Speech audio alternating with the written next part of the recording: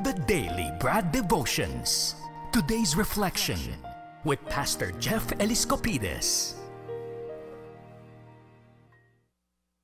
Morning, Pastor! Good morning, Ted. At siya, kalmang-kalma naman si Ted. Oo. Kalmado yan. Kanina Nadulas pa ako. lang eh. Kanina pa ako Idol umaga. yan. Napansin mo ba kaninang umaga? Nung alas 6 pa lang. Oo. Kalmado tayo. Baby, kalma. Si Ate Grace ba ay kalmado sa resulta ng kanyang sugar? Yan. Kalmado. Bumaba, Brad. Very Himala.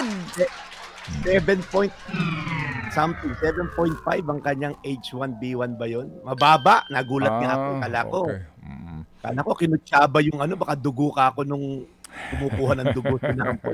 Oo. Bawal na soft drinks ka mo, ha? Iwasan ng soft drinks. Yeah. Oo, yan naman. Wala na. Oo. Ang pinakamainam talaga ay tubig. Yan. Tubig, yan ang pinakamainam. O sige, so Brad Jeff, ito na ang ating tubig, ha? Opo, ito po ang ating pagkain para po sa ating para po sa ating Food for the kaisipan soul. at sa ating pong mga kaluluwa kung may kaluluwa ka. Sorry, ayan na naman. Ito na naman. eh. Nadudulas ka na naman. Oh, ito na. Si Kalma. Pastor Jeff na muna ulit. Pastor? Brad, go ahead. Yes, si Jesus po ay fountain of living waters. Ayan, tama yan. Nilo Mejia ng Kanlubang Tech, they're celebrating their 25th year anniversary ng planta nila sa Kanlubang. Naka-tune in lahat. Marami pong salamat. Anyway, pinag-uusapan po natin yung blessing galing kay Lord through our hard work at mga bagay na na-enjoy natin dito sa lupa. Alam niyo po, isa sa mga daan po para ma-enjoy natin yung blessings dito sa lupa ay yung una, ma-acknowledge natin na God owns everything. Ibig sabihin po, siya ang may likha ng lahat, siya rin po nagmamay-ari ng lahat. At pangalawa, kung siya po ang may-ari ng lahat, tayo po ay caretaker lamang o sa ibang salita, tagapangalaga. Okay? Enjoyin lang po natin yung blessing ni Lord at gamitin natin for His glory. Huwag ka masyadong mag-enjoy sa mga bagay at nakalimutan mo yung may bigay. Alam nyo kasi minsan, we're enjoying the blessing, we forget the blessor o yung nagbigay. We're enjoying the gift. Nakalimutan natin yung giver. Okay? So, ang nangyari po kasi, feeling natin, ilan lang naman to, yung mga nagpapainit ng ulo kay Brad Ted, feeling nila, ako may kapangyarihan, ako may karapatang enjoyin to, ako may kakayanan, kaya hino-hoard nila. Nagiging greedy. Kaya nga may isang whistleblower, moderate nyo naman yung greed nyo. Hindi nyo madadala sa kabaong yan, di ba? Pagdating nyo sa kabaong, nakabox ka lang. Hindi papasuot yung paneray na Patek Philippe na binigay na ini-enjoy mo rito sa lupa. Gamitin lang natin for His glory. Sabi po sa mga ngaral 2:24 hanggang 25, alam kong ang lahat ng ito ay kaloob ng Diyos. Kung wala ang Diyos, sino pa ba ang makakakain o makakaranas ng kasiyahan? Sinasabi po na isa sa pinakamatalinong tao na namuhay, si Haring Solomon, lahat daw to galing sa Diyos. Bigay din niya. Yung lakas na ginagamit mo ngayong paggising sa umaga, galing yan kay Lord. Saan ba galing yung oxygen na sinisingot mo? Hello? Right? So, ang point lang niya, enjoyin mo lang. Okay? Use it for His glory. Kahapon, Brad Ted, nandun kami sa Marikina, no? Wala, Tatay Totoy, inaanap ko sana rin sa bahay ni Kapitan Moy, no? Isa po dun sa mga famous spot dun sa Marikina. Kumain kami rin sa tabi, no? Kagabi, after namin mag-jogging dun sa Marikina Sports Complex. Meron dun bahay siya, I'm sure napuntahan mo na yon. It's a 200-year-old house ni Don Laureano Guevara. Nandun yung mga picture. Siya daw yung founder ng Marikina Shoe Industry. Pero isa na lang po siya ngayong coffee shop at events place. The point is, nothing lasts forever.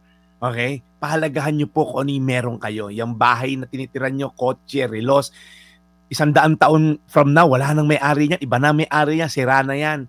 So, ibig sabihin lang po, enjoy the moment. Honor God with everything that you have. Use it for His glory. Gamitin natin yan, pantulong sa kapwa tulad ng Happy Anonymous. Gamitin mo para pagyabungin ang negosyo mo at makatulong sa may hirap. Basta po, again, ang point lang, acknowledge that God owns everything. At pangalawa, understand that we are just merely caregiver, caretaker, stewards of His blessing.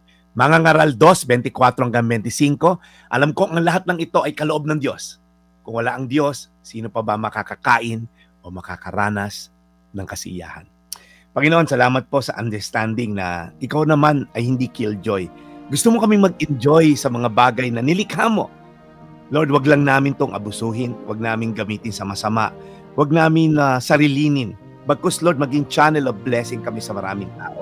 Laging sinasabi ni Brad, magkaroon kami ng contentment. Good for the day, yun lang ang gamitin namin. And then just bless the others, Lord God, with the excess that we have. So, paano patawarin nyo kami pagka hino-hoard namin, feeling namin baka magkaubusan. Feeling namin baka kawawa yung susunod na generasyon. Lord, ikaw ang magpo-provide sa aming next generation. Bless you from office with an understanding that we are just merely stewards of your blessing. In Jesus' name. Amen. Amen. Amen. Panginoon, salamat po muli sa araw na ito sa magandang balitang hatid ni Brad Jeff at sa inspirasyon na ibinibigay po nito sa aming lahat. Pagpalain niyo po ang lahat ng aming tagapakinig na ito po ang inaabangan. Higit sa lahat at sa aming pong programa, ito ang inaabangan. Lord, guide us today sa aming pagmimisyon. In Jesus' name we pray. Amen. Amen. Amen. Salamat na marami, Brad Jeff. Thank you again for the reminder. Nag-jogging kayo sa late afternoon? Yes, late afternoon para wala ng araw, Brad Ted. Mahirap. Oo. At kahapon nga din, sabi ko sa iyo, ako parang nahihilo ako, sabi ko, di ko maintindihan kung bakit. Umulan. Ay, salamat umulan. Pagtapos ng eksing ulan, Diyos ko po, ang init, aray ko. Yun pala yung buwelta. Maalinsangan ng sobra. Kayo, Brad, kayo ba'y naulan ng kahapon? Hindi, makulimlim lang siya pero hindi umulan, Brad Ted. In fairness. Pero malamig. Siguro dahil nga natanggal na yung init. Mga 6 o'clock nag-start. Okay. Sige. So, ito nga, sabi namin kanina ni Chacha ay mga signos, mga palatandaan, no? Na ang mundo'y napapagod rin. Nako, wag ko tayong hintayin na lubusan itong mapagod. Ay nako, yes. Brad Jeff, ano pa ang future na ating haharapin sa gantong uri nga ng klima? Kaya, hashtag... Wawa naman ang next generation. Kaya, ikaw, Chacha, kahit papaano, Yan ka na naman! Yan ka na naman sa 45 anyos! Pero kawawa mga bata, no?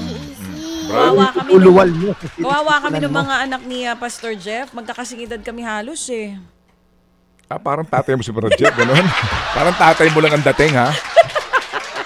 Di ba, Pastor? Hindi, mas matanda ako ng 1 year sa Yotcha. Ay, sorry. Akala ko kasing edad ko yung mga anak mo. Okay. Oo. Sige, so Brad Jeff, baka tayo mauwi na sa sige. So we'll see you again, Brad Jeff, ha? Salamat na marami.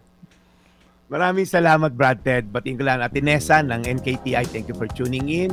And Coach Andrew Benibe, thank you so much. Ito pong yung Daily Brad, your daily dose of inspiration. Thank you, serving the people, Brad Jeff Eliscopides. Ted Filon at DJ Chacha. Ngayon, nasa Radyo 5, 92.3 News FM. Monday to Friday, 6 to 10 a.m.